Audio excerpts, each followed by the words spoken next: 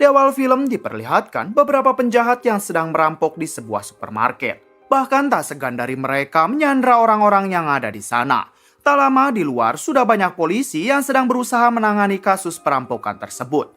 Namun ketua perampok itu mengancam akan menghabisi Sandra jika para polisi tidak mau menuruti keinginan mereka. Hingga tak lama kemudian datanglah Kapten SWAT bernama John Ted yang langsung mengambil alih telepon. Di sini Kapten John mengatakan kepada si perampok kalau ia dan ketiga anak buahnya akan menghajar kalian. According to my department policy, I'm supposed to ask for your demands. You stalling me? I already told the other guy. You know what? You had your chance. We're coming in. Saat itu juga Kapten John dan ketiga anak buahnya masuk ke dalam. Terlihat Kapten John langsung mendatangi si ketua perampok untuk melakukan perlawanan. Bahkan ia tak segan-segan menghajar penjahat itu sampai tewas.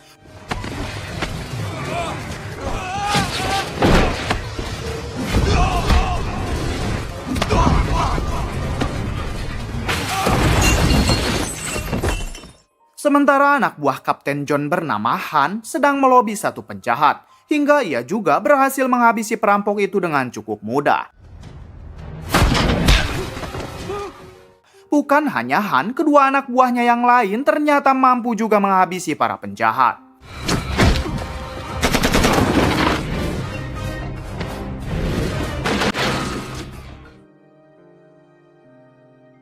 Esok harinya di kantor polisi, Kapten John mengatakan kepada anak buahnya kalau atasan mereka ingin bertemu. Kapten John dan yang lain yakin kalau si atasan pasti akan menaikkan jabatan mereka. Namun ketika bertemu dengan atasannya, mereka semua malah dimarahi. Hal tersebut dikarenakan banyak sandera yang terluka dan supermarket mengalami banyak kerusakan properti yang mengakibatkan kerugian yang sangat besar. Tak hanya itu, tugas Kapten John dan anak buahnya adalah menangkap perampok bukan malah membunuhnya.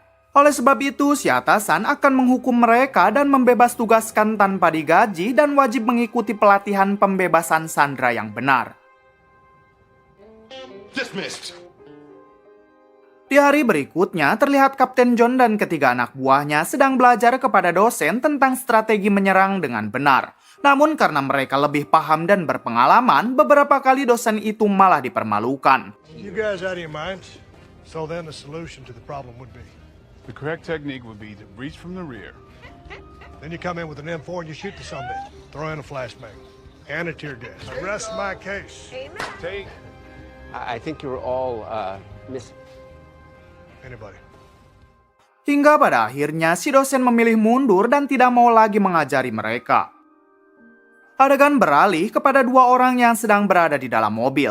Orang tersebut bernama Demetrius dan satu temannya bernama Ona. Saat mereka sampai, ternyata Demetrius dan Ona sedang membawa Sandra yang bernama Kenny.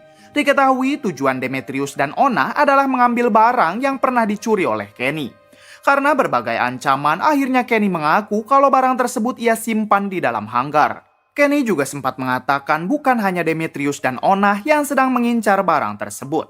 Setelah itu, Demetrius membawa Kenny masuk ke dalam hanggar dan menyuruh Ona memasukkan mobilnya. Ketika di dalam, Demetrius langsung memaksa Kenny memberitahu di mana letak barang tersebut. Namun tak lama kemudian ada sebuah mobil menghampiri mereka hingga saling menodongkan senjata. Orang tersebut bernama Dodi beserta satu anak buahnya. Ternyata Dodi dan anak buahnya juga menginginkan barang yang disembunyikan Kenny. Mereka yang terus menodongkan pistol akhirnya sepakat untuk melakukan diskusi. Namun saat itu juga mereka dibuat kaget setelah mendengar suara sirene polisi yang mendekat ke hanggar tersebut. Hingga pada akhirnya mereka memutuskan untuk bersembunyi di belakang. Ternyata suara sirene polisi itu berasal dari kelompok Kapten John yang akan melakukan latihan pembebasan Sandra. Sesampainya di sana, mereka pun masuk. Lalu naik ke atas sampai melakukan tembakan sebagai upaya porsi latihan.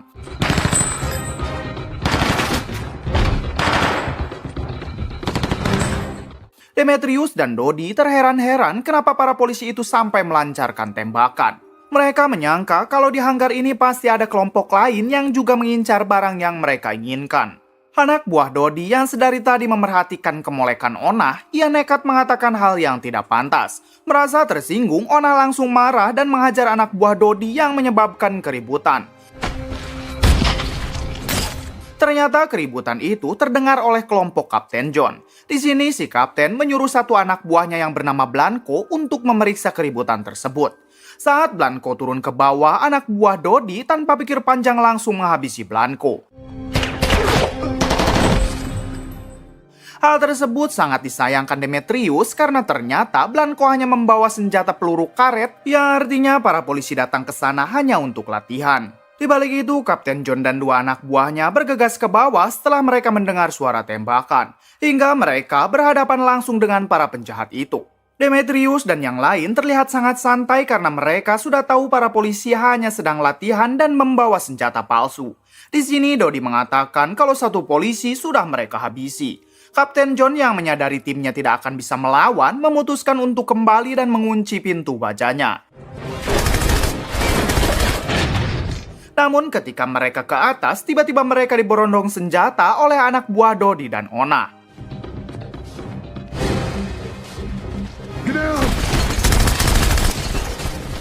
Sementara Demetrius yang berada di dalam, ia mencoba menghubungi temannya untuk meminta bantuan. Tak lama datang Ona dengan membawa mobil polisi milik kelompok Kapten John. Ona sengaja mengambil perlengkapan di dalam mobil agar Kapten John dan anak buahnya tidak bisa berkutik. Setelah itu datanglah teman Demetrius yang bernama Anton bersama 3 anak buahnya. Diketahui Anton dan ketiga anak buahnya ini adalah mafia Rusia yang merupakan sahabat baik dari Demetrius.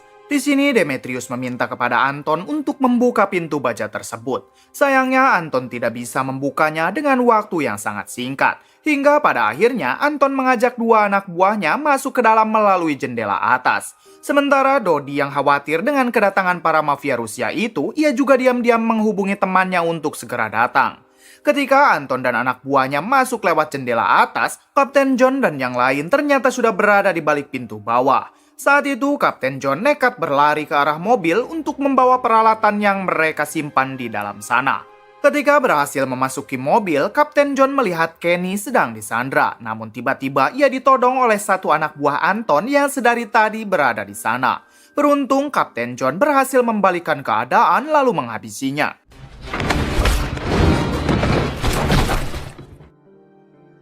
Di balik itu, Han dan satu teman polisi wanitanya memutuskan untuk berpencar karena mereka menyadari kalau para penjahat telah masuk ke dalam. Hingga di suatu waktu, Han harus bertarung dengan satu anak buah Anton.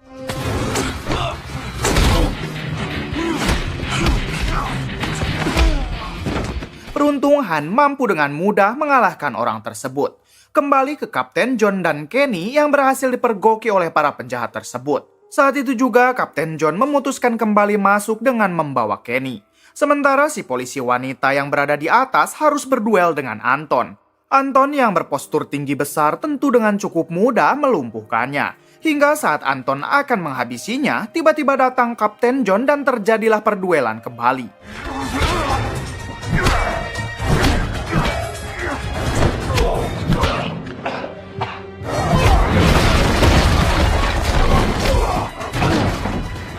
Namun pada akhirnya ia berhasil menghabisi Anton.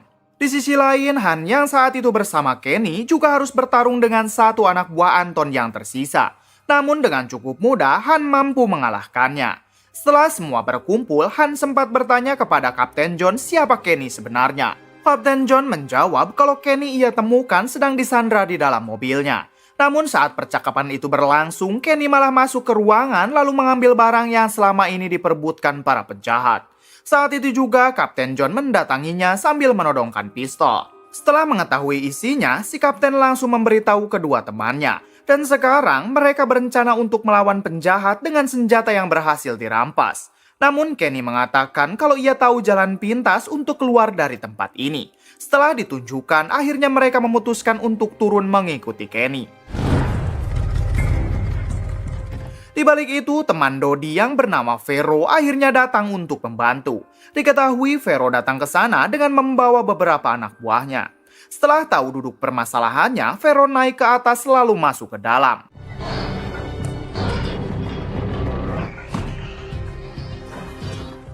Singkat cerita, Vero berhasil membuka pintu baja tersebut dari dalam, kemudian ia meminta anak buahnya untuk ikut mencari kelompok Kapten John.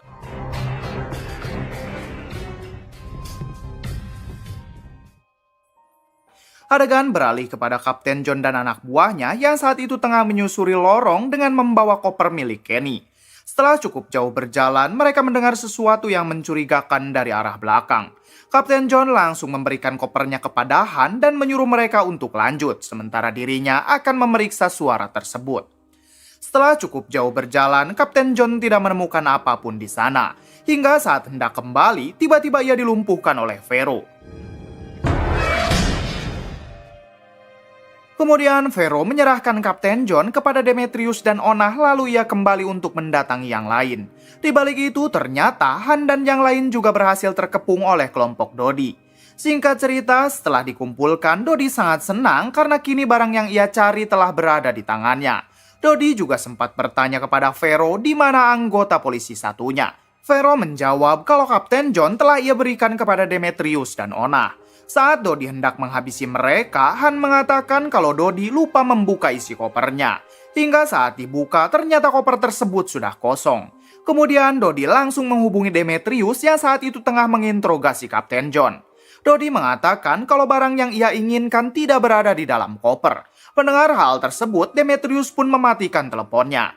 Di sini Dodi yang takut barang itu sudah berada di tangan Demetrius, ia pun meminta Vero dan yang lain untuk segera menghabisi Demetrius dan Onah. Setelah Vero dan yang lain pergi, Dodi mencoba bertanya di mana barang tersebut berada. Bahkan Dodi tak segan menghabisi Kenny di hadapan Han dan teman polisi wanitanya. Han yang takut rekannya akan dihabisi juga, ia langsung bersedia mengantar mereka ke tempat barang itu disimpan. Diketahui Han menyimpannya di sebuah lorong ketika tadi berpisah dengan Kapten John. Saat itu juga Dodi memerintahkan anak buahnya untuk mengikuti Han ke dalam lorong. Di sisi lain, Anton dan anak buahnya mendatangi Demetrius untuk segera menghabisinya. Ternyata saat itu Demetrius sedang bersembunyi di balik mobil kepolisian. Demetrius yang menganggap Kapten John bisa membantu, ia pun melepaskannya lalu berusaha kabur dengan mobil kepolisian. Hingga pada akhirnya terjadilah tembak-tembakan disertai kejar-kejaran.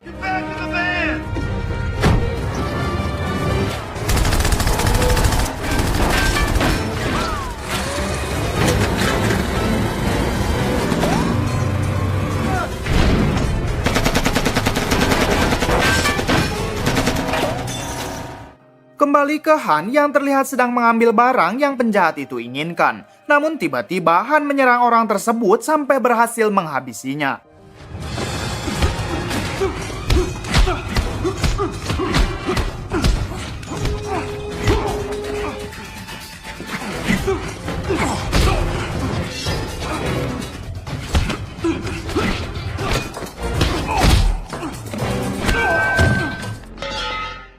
Setelah itu Han kembali ke atas lalu menodongkan senjata ke arah Dodi. Setelah berhasil memojokkannya, mereka akan mengikat Dodi di sudut ruangan. Hingga tak lama kemudian, Kapten John menabrakkan mobilnya ke dalam. Kemudian terjadilah baku tembak dengan Vero dan anak buahnya.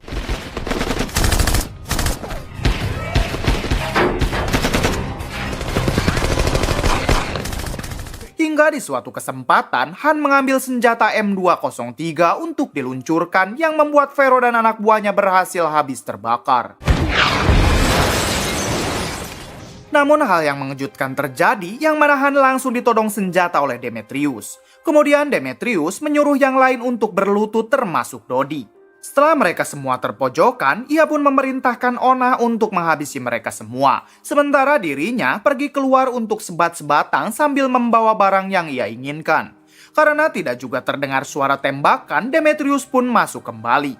Keadaan sudah berbalik karena Vero ternyata berhasil selamat dari ledakan tadi dan diam-diam menyusup ke dalam. Sementara Onah sendiri sudah pingsan terkapar. Di sini Dodi yang sudah mendapatkan barang tersebut, ia pun bertanya apa permintaan mereka sebelum dihabisi. Kapten John meminta sebelum ia dan timnya dieksekusi, ia akan memasang penutup telinga. Merasa permintaan itu hanya sepele, Dodi dan Vero pun mengizinkannya. Ternyata saat itu, Kapten John juga meledakkan bom suara yang membuat orang-orang yang tidak memakai penutup telinga tergeletak. Vero sendiri ternyata berhasil kabur sebelum bom tadi diledakkan. Menyadari hal itu, Kapten John pun langsung berusaha mengejarnya hingga terjadi tembak-tembakan. Namun di suatu ketika, peluru mereka berdua habis yang mengakibatkan terjadilah perduelan.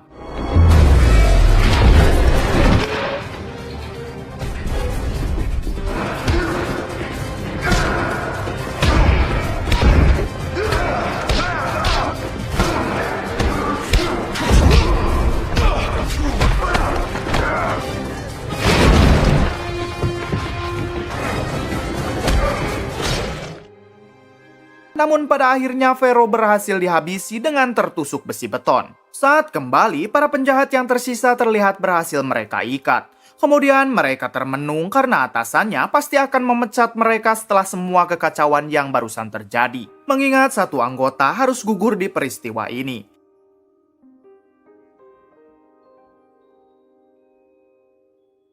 Singkat cerita, setelah bertemu atasannya, Kapten John dan yang lain sudah pasrah kalau mereka akan dipecat. Namun hal tersebut tidak terjadi dan mereka malah akan mendapat penghargaan. Di sini si atasan mengatakan kalau ada salah satu agen terbaik yang ingin bertemu dengan mereka, yang ternyata agen tersebut adalah Kenny. Melihat hal itu, mereka merasa sangat terheran karena Kenny jelas-jelas ditembak mati oleh Dodi. Kenny menjelaskan kalau semua itu hanya rekayasa belaka, karena Dodi sebenarnya adalah agen yang menyamar seperti dirinya. Peristiwa yang sebenarnya adalah penyelidikan agen Kenny yang dibuat 5 tahun yang lalu bersama agen Dodi untuk memancing para mafia keluar. Di sini agen Kenny hanya berpesan kepada mereka untuk tutup mulut tentang semua kejadian kemarin, karena ia dan agen Dodi akan kembali menyelidiki para mafia berbahaya lainnya. Just keep your mouth shut. It's deep, man. Di akhir film terlihat Kapten John dan anak buahnya kembali bekerja sebagai tim SWAT kemudian tamat. Bagaimana menurut kalian? Oke, cukup sekian dari saya. Mohon maaf bila banyak kesalahan. Salam Bray Movie.